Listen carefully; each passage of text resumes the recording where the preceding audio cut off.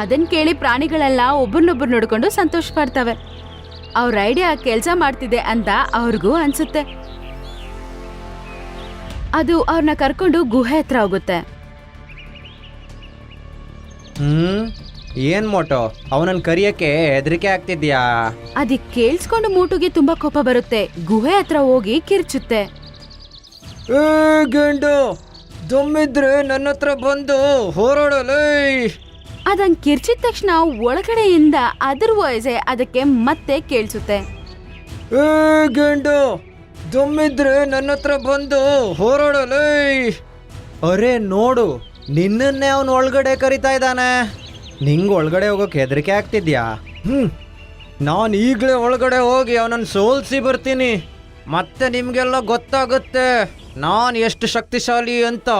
ಹಂಗಂತೇಳಿ ಮೋಟು ಗುಹೆ ಒಳಗಡೆ ಕೋಪದಿಂದ ಓಡೋಗುತ್ತೆ.